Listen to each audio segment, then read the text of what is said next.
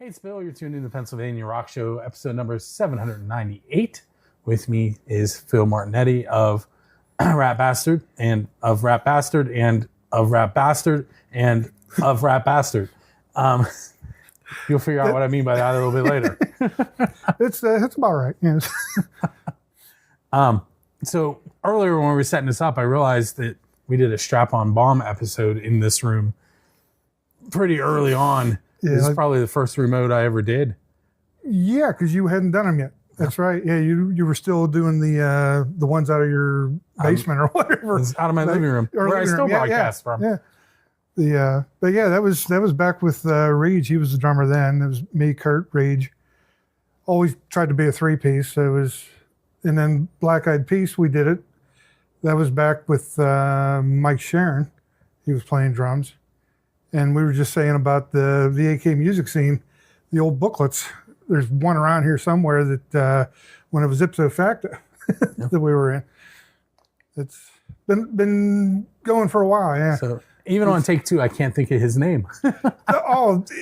Yeah. I can picture the guy you're talking about, I think, but I can't. But his Alakitsky Entertainment guide, Diana Groff, that's her new last name. I can't remember what it was back then. I did the website. Tim Henry did some marketing, and he was the reviewer. Muggsy was what they called him as the reviewer, but I can't remember. I can see his face. Yeah, it's been a long time, man. I remember seeing you, I think it was a Strap-On Bomb in Islin. Yeah, we did Strap-On Bomb whenever Reach was playing drums. Rock for Life 6 and 9. That was the last one we did with them. It was about probably a year and a half, 2 years later that Reach had his first kid. We were off for almost a year as he was getting used to the kid. And then after he finally thought he was getting used to it, he said, yeah, we're good to go. We were practicing again, bring some new songs together, and had a second kid. That was it. That almost did the show in. We had my son, and for the when it was just him, we did the show. Still did it in my living room with bands. Like I was telling you earlier, like 40 people would show up when I was doing these shows, and then we had my daughters were born. They're twins, so then we had a 26-month-old and 2 newborns, and that's when there was a little bit of a break there. Try to get a little used to that one. Yeah. I still put out information about the ongoing shows and what the bands were doing, but there was no live bands playing in my living room for a while. Be a little noisy, yeah. That was just, basically at that point he was he was working in the day, watching his kids at night. She was working at night, watching the kids during the day, and then he moved to Florida. So that was the end of that. But after that, that's whenever it kind of, all them years playing out and everything, and it was like, man, I never really got good recordings of my originals. And Kurt started to play with a couple other guys around here doing more cover songs and everything. And I've always been about the original music more. And I was like, you know what, I'm just going to sit back and finally start recording. And I started trying to get used to that. And it was fun. I've been having more fun doing that, I think, than I did when I played out. It was more work. You spend 4 or 5 hours out working your ass off, and yeah. But of course, I'm still doing that. I'll be 7 to 8 hours straight, on the computer when I'm mixing stuff. Well, I kind of teased the fact that you're every part of the band, and if you watch the screen up behind us, you'll see different versions of Phil in the video. Yeah, it's. Basically, whenever I started to do this, I figured, I'm going to make a persona for like each one of my bass player, the guitar player, the drummer. And then one video, I even did a separate one for the vocals just to do something a little bit different there. But it's basically kind of 3 different people in a way. How did you come up with the personas? Like, that one kind of reminds me of Darth Vader. That was... that was the first one right there with the spikes on my face. I just wanted something. I'm thinking nobody knows who I am. Let's keep it that way. So it was kind of like you couldn't see who I was kind of thing. So that's how that started. Same with the second one. It was that kind of followed along with a rat, because I'm thinking the face of the, just kind of looked like a rat a little bit. So I was like, that looks pretty cool. And then the drummer, I just kind of went steampunk Mad Max or something, with the way he was laid out. But I just figured I'd do something different, just so it was, in a sense, it wasn't me. It was the rat bastard. It was who it was.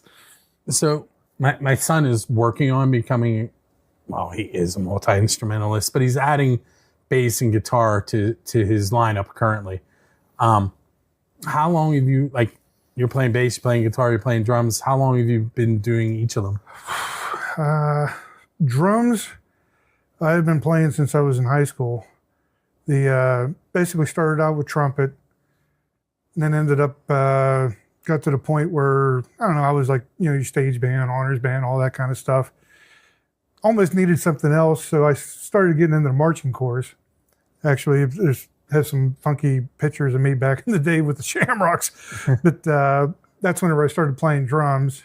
And then that even carried over into stage band, because a lot of times in stage band, I would just hop behind the drum set and play the drums whenever we were messing around and everything. So that started there.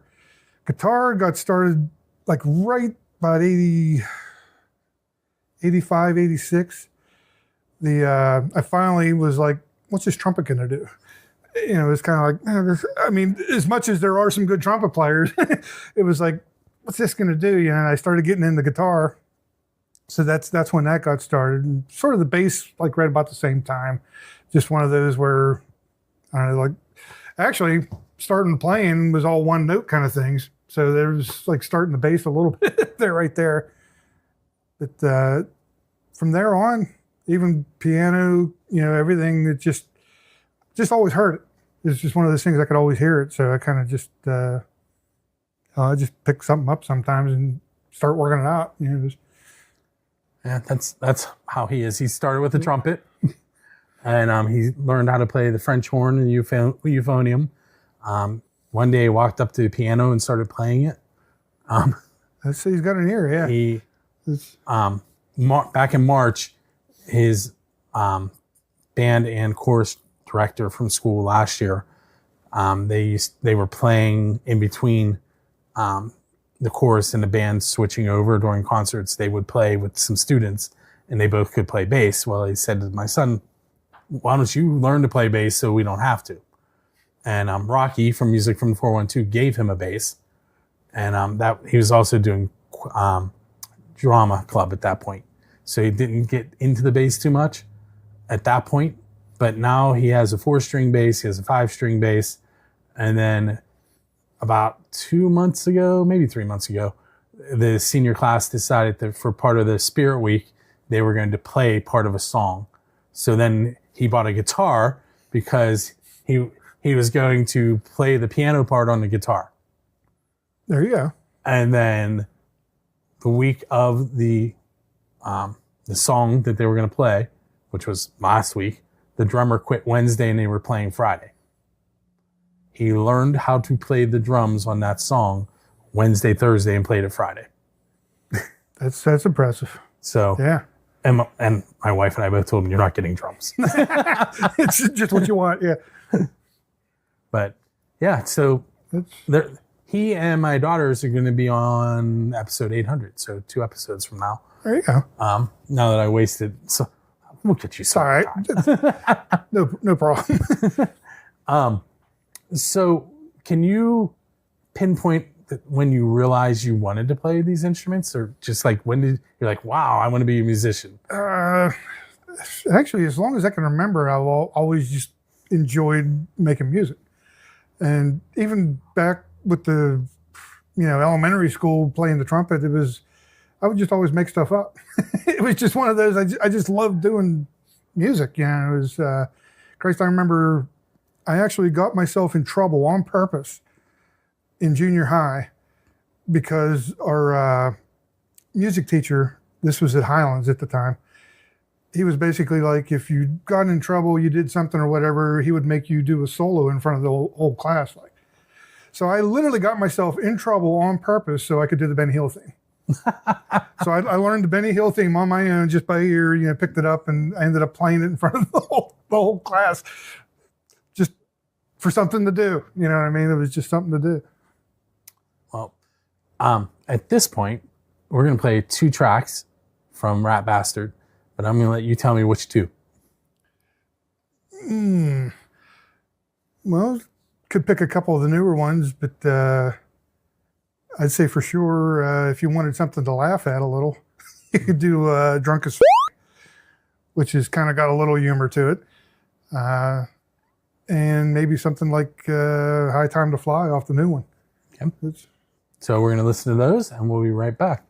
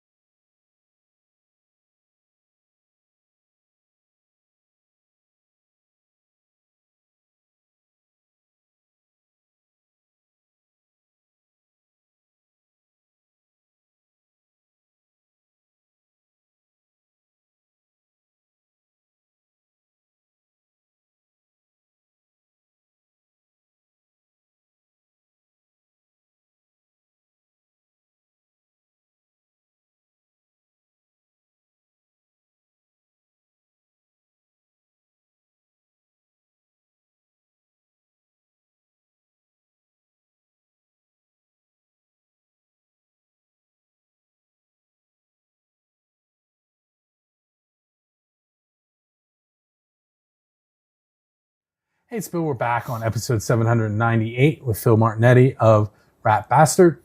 And I was just telling you, we can't say that word, but I'm saying... Yeah, no, It's the name. Yeah. Tell me a little bit about your writing process. Normally, you hear, they're like, well, he had a riff and he started humming over it, and then lyrics... How does that work for you? It's almost the same, yeah. It's certain times I'll get a rhythm in my head, and it's like, man, it sounds really cool, and then basically from that I'll start to, okay, well, I need another one to go with this that would make a cool chorus, like kind of thing. Sometimes that'll start it. Other times I just get lyrics into my head. I'll be like almost poetic or poem like kind of thing. The rhyme gets in there, and it's like, got to write that down. And then boom, it's like, you know what, that would sound really good with like a punk groove, or this sounds like it should be really heavy, something like that, and just build from it. Yeah, it's so. I once, Paul Peterson from Big House Pete. Okay. Years ago, he was at my house doing one of these interviews, and he has a song called "If Sheep Could Shave," and you can read into that, and that's what it's about. And I asked him, I was like, so a lot of songwriters write songs about their life. And he said, yeah, that one's about my bass player. Are any of your songs about your bass player? No, I never did that. And really, a lot of mine, I get into this, I would say 90% of them. I've always had this thing about, if you want to call it yin yang, positive, negative, that whole kind of thing. So a lot deal with conflict, and then just kind of thrown into, there's always another way to look at it. So, even if it's bad, there's still good. If it's good, it could always be worse.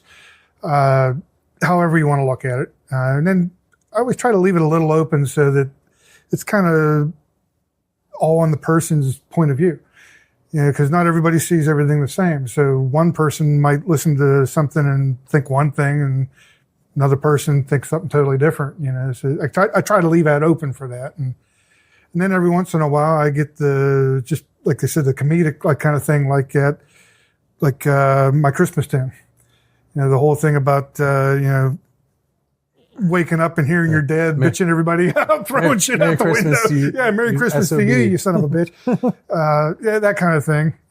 Even Drunk as same thing. That came out as a, wake up the day after and thinking, what the hell did I just do? That kind of thing. Dead Fly Walking was a kind of a stupid thing. That one got started by, of all things, a dead fly walking. Where there was a bunch of dead flies in the window. We thought they were all dead. All of a sudden, the one started moving, and it just started laughing. Christ, this song sort of took on a whole different meaning, basically, depending on how you want to look at it, but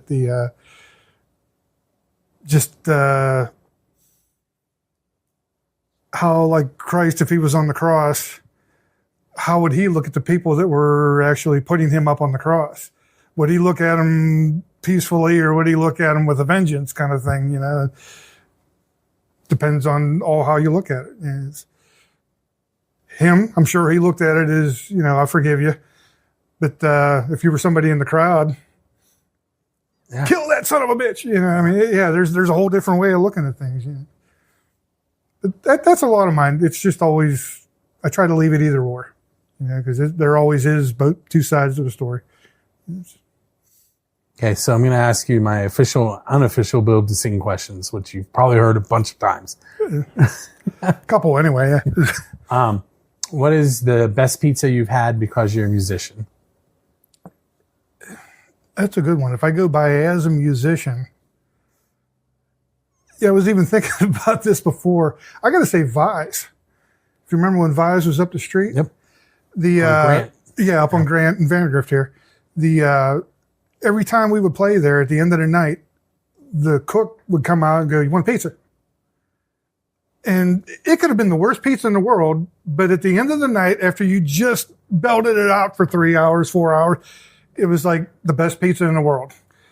It was like you're tearing everything down, you're walking over, grabbing a slice of pizza in between. It was just like, it was great. It was the best thing that ever happened, kind of, yeah. As far as taste, I don't know, that's a tough one, because Tux was always my favorite. But the stuffed pizza is awesome. Yes, the stuff, the deep dish. Yeah. But I keep seeing that damn Smokey Joe's House of Q. I know him. He was my uncle's best friend when I was growing up. Oh, really? Who's only 5 years older than me. Just seeing the pictures of it, it's like my mouth is watering. Like, go get one. He's just in West Leechburg, over by the ball fields. I know. It's something tells me eventually I'm going to get one. I have had his pizza. I have had it at Rock for Life shows. I'll tell you that story off the air, though. Pizza was great. That's not what I'm going to tell him off the air.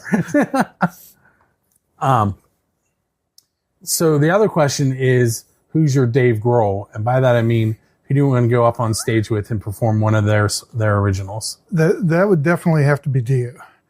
I was always a giant Dio fan, from Christ Rainbow, Sabbath, and then him on his own. I even dug into some of the Elf stuff from way back, and it was like, he was just so good. It was one of the first concerts I ever saw. It was Dio, and his whole stage show setup. I just remember just being blown away by it.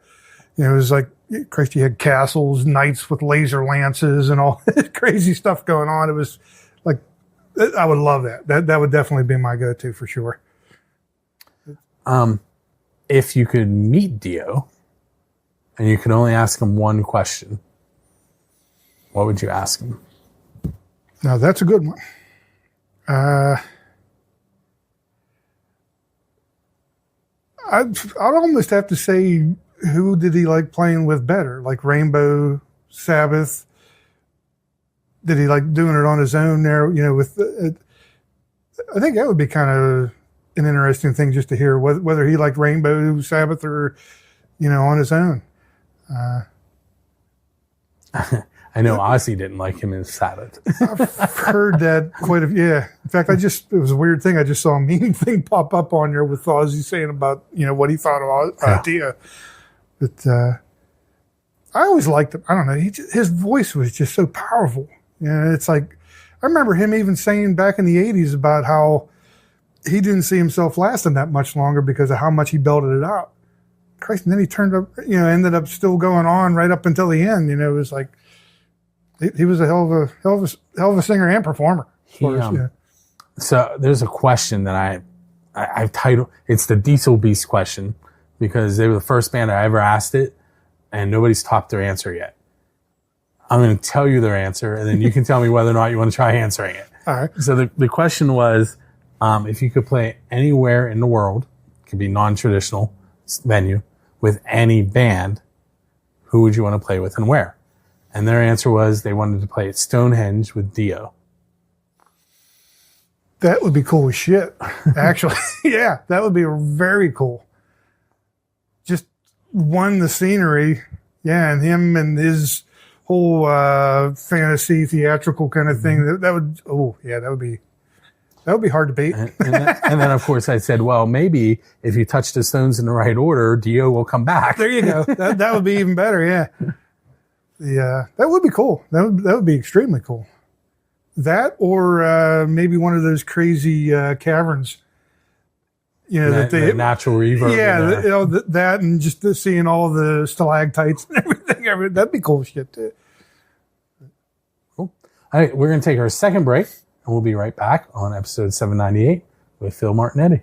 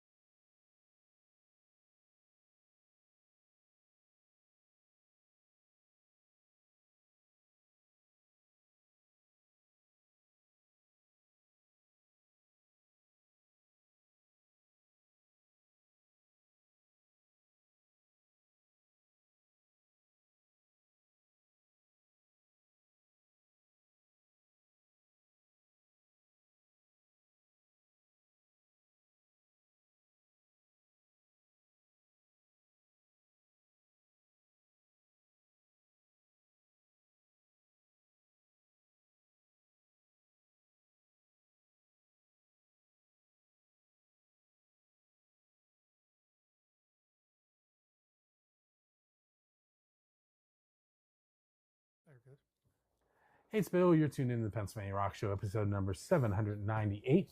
We're headed into segment 3 with Phil Martinetti of Rat Bastard. If you're just tuning in, you missed 2 of his songs. You missed us talking about how his songwriting process works, some other things. I'm going to hit him with some of the Build the Scene Pennsylvania Rock Show questions now. So let's say back when you were gigging, you were leaving a show, and there was a DeLorean sitting outside with the door up in the air and a flux capacitor in the back seat. Where are you going in time, and what band are you going to play with? Because, you know, Marty went back and played with Chuck Berry's cousin's band. Yeah. Tell you what, that would be, I think I would go to Sabbath back in their, the earlier Sabbath in the early 70s there, and catch them whenever they were just getting rolling. Yeah, that'd be. I think that, and this is going to be such a, Tony's Fingers. I would like to see how that all played out. Yeah. Like, I don't want to see him losing his fingers, right? But I want to see how he figured out this could work on my fingers to take the place. Right. Yeah. That would be, you got to give it to him. I mean, that's another one of those, even though he can't feel the tip of his finger anymore, to still be able to play the way that he does is just wow. Yeah. And how much did that change his sound? That too. Yeah. Yeah. I think I might avoid Ozzy after the show, though. Yeah, Ozzy in the early days could get a little crazy there. Just because he snorted ants and crap like that. Since you brought up the Motley Crue, yeah. What was the name of that? What's the name of the movie? Oh God, I can't think of the name of it. But I think that they probably had to hold stuff back when they made the movie. I'm sure. When I was done, I was like, wow, that wasn't nearly as bad as I thought it was going to be. No, yeah, because you think of some of the stories you've heard of Ozzy, there was nowhere as near as But I guess he could be crazy. I heard one good one recently was Zakk Wylde, talking about him towards the end there, how he would still want to get a drink. And he said he would hide in a stall in the bathroom after the gig, waiting for him to come over and hand him a beer underneath the stall. He was like, bring me beer. I'll be in the stall. You know, I could just picture it, you know. He said he would do it. He said he would still bring it to him, you know. If I'm just going to flat out ask you on this one, who would you cite as your influences? Biggest influence, I would probably say, like, as crazy as this may be, Stray Cats and Van Halen, the two of them together. Because it was kind of when I was really starting to get into rock music a little bit more. I mean, Stray Cats was like cool as hell at the time, and it was like, well, I really love that. That rockabilly, just the way that he played, it was great. And then Van Halen, mainly because just the whole fact that he did a lot of just learning on his own. It was that whole, he picked stuff up by ear, he just figured it out on his own. I mean, yeah, he was classically trained on piano or whatever, but he never had anybody teach him guitar. He just figured it on his own. And that kind of threw into whenever I started learning, it was always like, rather than take on somebody else's persona, figure what was you, you know, and I was like, I just want to make it up on my own. This is me, you know, figure it out on my own. And so those kind of worked me into, you know, learning the way I did. It was... If you could, you still have the DeLorean for this question. All right. You can have dinner with any 4 people in the history of the world. One has to be a musician because it's a music show, but the other 3 can be anybody. Who would you want to have dinner with? Oof. We'll go back with Dio. I would say Peter Sellers. Christ, the other 2, that'd be tough. We got to pop in Shatner just for the hell of it. And Clint Eastwood. I would say that would be kind of an interesting little combo. Yeah, I'm trying to imagine Clint Eastwood and Shatner together, really. That would make a hell of a, yeah. One of them shooting the other one for sure. Right turn, Clyde. Yeah. No, that would be hilarious. He's got to bring the monkey with, or yeah, he's got to bring it with him, the orangutan. So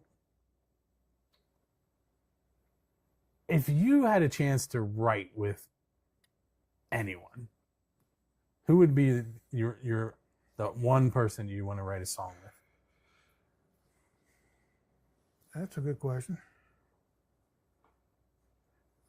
Same thing. I got to go back to Dio because it's just, I think I got to say that I will probably have pulled a lot of his style influence into my music because how much I did like him. So writing something that he would be collaborating on would just, yeah, that would be the apex. You know, that would be the best thing ever. Yeah. So just firing these at you at this point. I once met Gene Simmons at a book signing, and you hear a lot of bad interactions with Gene. I had a good one. He wanted to know about my digital camera, and they tried to shoo me away because, you know, long line. And he's like, I'm still talking to him. It was a cool interaction. Cool. Yeah. Have you had any really good interactions with people you've met, or maybe even a bad one? Nothing really bad. Probably the coolest thing, it's a band a lot of people probably don't even know, but Rough Cut.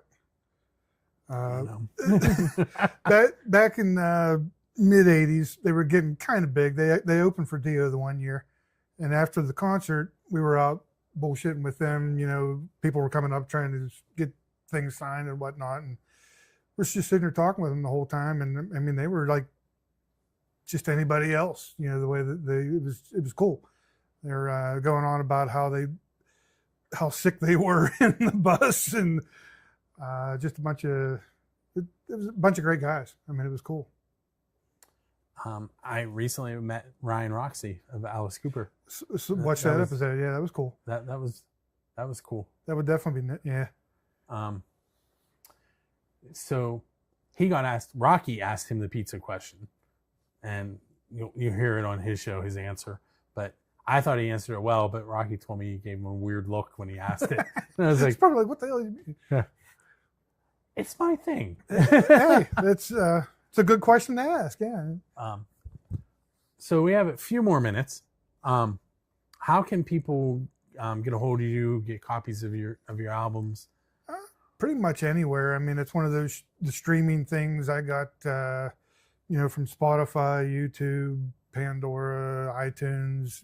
All the different. They're out there everywhere. I'd say that's probably the easiest way to get a hold of me. I mean, Facebook. If you wanted to try to get a physical copy, you could always send me a message on there. I could see if I could get you something. I know a lot of the old stuff I don't have anymore. When I first started recording for this, the first couple, it was me getting used to the machine, using everything, because Strap-On Bomb, Black Eyed Peas, those were both, well, hell, one was a cassette digital recorder kind of thing, and the other one was the newer Akai that actually had a hard drive in it, but it was way different. So now I got, basically I have a Behringer XR18 that I use for the interface, and then I use Reaper for doing all the recording. But the thing that set that off too was Metalocalypse, of all things. I was watching a documentary on Brendan Small and how he got the sound for Metalocalypse. And same thing, he used basically like a superior drummer to get his beats down whenever he came up with an idea. And then he used his Line 6, which he has the rack mount version of what I have, but same thing. And that Line 6 is all the guitar work that you hear on the show. And I was like, Christ, that thing sounds so good. It was unbelievable.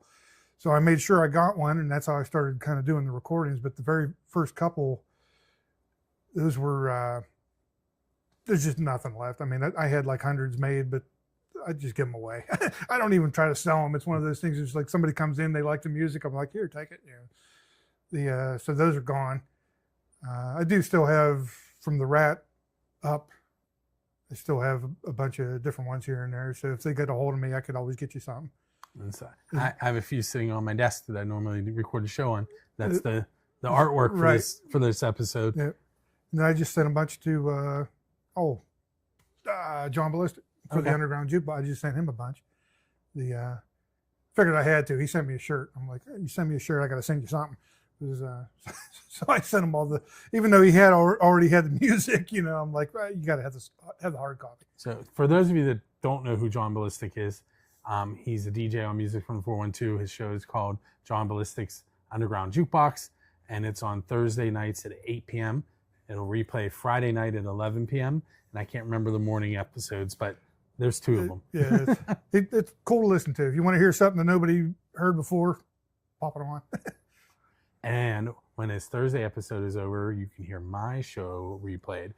Yeah, it was on right after. So one more question for you. I'm 99.9% sure that you're working on new songs currently. Right. I think I saw some artwork for them. Yeah. What's the timeline on that release? I'm hoping that I'll have everything done and start to go out into the stores for at least the beginning of the year. It was one of those things where a lot of the songs I have them down, I've been having trouble playing anymore because I got a damn trigger finger on my one finger, which has been slowing me down a lot. I'll get into a groove, I want to start recording, and as soon as I play for like 3-4 songs, all of a sudden it stiffens up, and it depends on what I'm doing. If I'm playing chords, it's like my C chord, G chords, it'll lock down on me like that, and I can't do shit with it. But so I'm fighting in between. But the other thing is, I ended up realizing the one song that's actually the name of the album, Rhymes of Death, ended up being over 10 minutes long. And I'm thinking, okay, wait a minute, that's a really long song.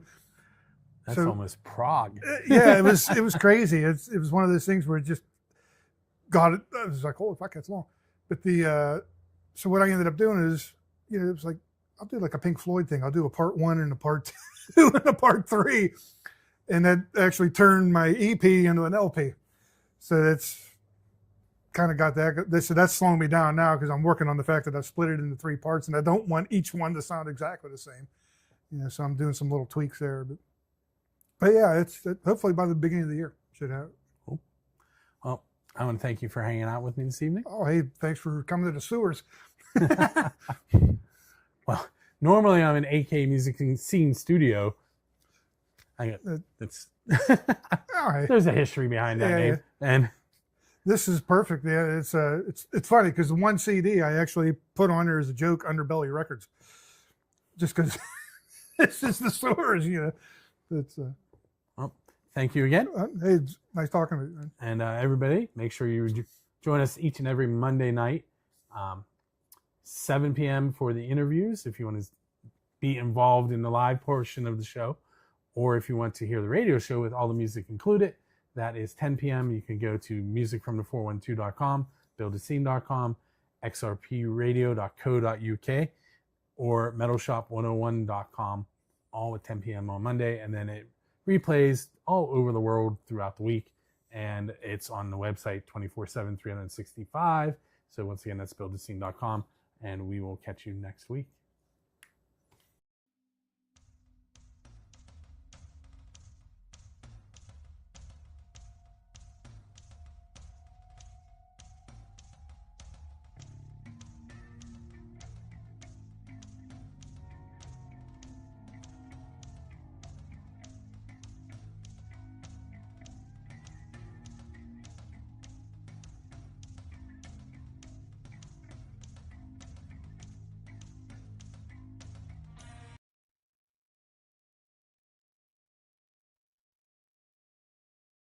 What's up, everyone? It's that time of the show where I'm going to spin a wheel, and Dressy Entertainment is going to give that person that lands on 2 tickets to the show Richie Kotzen and John 5 at Jurgles for Monday, November 17th. Doors for that show open at 6. It is, once again, at Jurgles Rhythm Grill. Tickets are $43.65 to $60.65. You can get those from Jurgles' website, jurgles.com, or dressyentertainment.com. You see above my head the 10 names that have submitted for a chance to win those tickets from Dressy Entertainment on behalf of Music from the 412. They're Jeff Brooks, Jeremiah Kochi, Brian Catalick, Cattlesick, I don't know, Thomas Trainer, Justin Todd, Nikki Praza, Amanda Spiker, Peggy Spiker, Melissa Zunick, and Keith Laydick. I am going to copy those and paste them onto my wheel a whole bunch of times. That'll work. I'm going to shuffle it twice, and we're going to spin and find out who is headed to see Richie Kotzen and John 5 with special guest Band Inc. on November 17th at Jurgles Rhythm Grill. Jurgles is a 21 and up venue. The winner is Nikki Praza. Nikki, keep an eye on your email. You'll be receiving an email from me, which will also be notifying Dressy Entertainment that you won their tickets, and then they will contact you with how to get those tickets. Anyone who is interested in trying to win some tickets from Dressy on behalf of Music from the 412, head to musicfrom412.com/contests. And we're going to head back to my interview with Rat Bastard.